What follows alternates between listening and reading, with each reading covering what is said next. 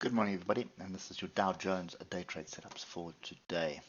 So another day of up and downs. So we did move away from this level, came back and tested it. So that was 32,525. Oscillators have crossed over, pointing to the downside. Buyers are still coming in though for some weird reason, but we'll get to the lower time frame and see if we can figure it out. So if you look at the 3 hour, you can see we had the strong move on Wednesday, and then Thursday we had a strong move up, and then another strong rejection, and then a strong move up going into the close again. So this is just big up, big down, big confusion. We are below the 155 EMA, so for all intents and purposes, trend is down. We should be looking for opportunities to short. And looking at this on the 3 hour, we do have some fairly strong structure. So I just want to put one more level in here. So if we drill down to the hour here, those levels should tie up with quite a bit of structure to the left. So looking at the hour, we have crossed below the moving average. So yesterday was below the moving averages, above the moving averages, below the moving averages, and we're still staying below. A little bit of diversions that formed yesterday over here. So I would be a little bit reluctant to be short down the bottom here. I'd want higher short. And 32,364 would be a fairly decent opportunity. But I think I'd pay attention to this 32,259. Now, if you just drop down to the 15-minute, what we're looking for is definitely not what we had yesterday. So we don't want to break the moving averages, then a break below. So this break above, we should have been waiting for a retest. This would have been the retest area here. We got an inside bar, but we never got the confirmation bar. So that wasn't on the level either. It closed below the level, so it was null and void.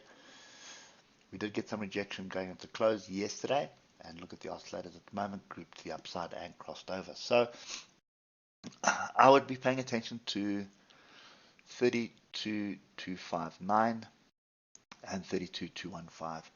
If we reject this area with some decent price action, so I'd want to see decent pin bar, something like this pin bar in actual fact. I want to see a decent pin bar or a decent inside bar or engulfing bar off that level for a continuation to the downside. So that is what it is looking like. Any move above 32,259 is just going to make me switch off the charts.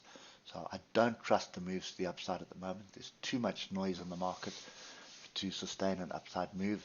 This looks more and more like a trap setup.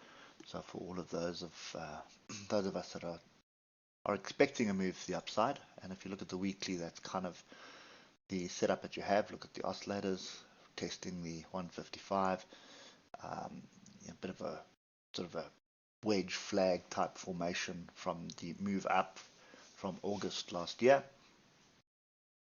and everything is pointing towards, on the weekly anyway, for a continuation to the upside. But this area that we're in at the moment is kind of filled with resistance, potential resistance at the moment, and also what could be support. So if this weekly bar sort of closes like it is now, I would take that as more of a bearish signal. So you can see very strong bearish setup at the moment on the weekly, but it needs to be confirmed. And then you've also got a very strong bullish setup on the weekly as well. So yeah, complete confusion. I think that's the sentiment of the market at the moment. Nobody really knows what's going on. Banking crisis, interest rate hikes, soft landing, hard landing, recession. I mean, there's so much noise. You can pick any one of them and flip a coin and probably make money or lose money. Anyway, that's kind of my view for this morning. It's very cautiously confused. So I will go with the sentiment of the market. This is just showing me how confused the market is. So what we'll do, pay attention to 32,259 and 32,215. We get a rejection there on the lower time frames. It's well worth the risk. Probably going to end up with a 100-point stop loss and you would be well advised to aim close. So my first target would be 32,029. Then just below it, another fairly strong area, which is 31,988. Get below that structure and retest it, then that would set up a move lower down towards your, okay, never mind that.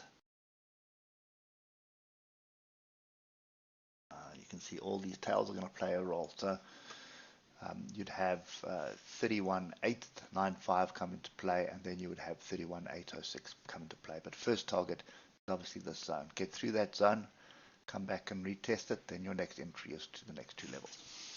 Anyway, that's kind of my view at the moment. Be careful, watch out for the diversions here, watch out for what's going on. You could very well just swing back up, create another higher, lower high above the moving averages, and then drift off again.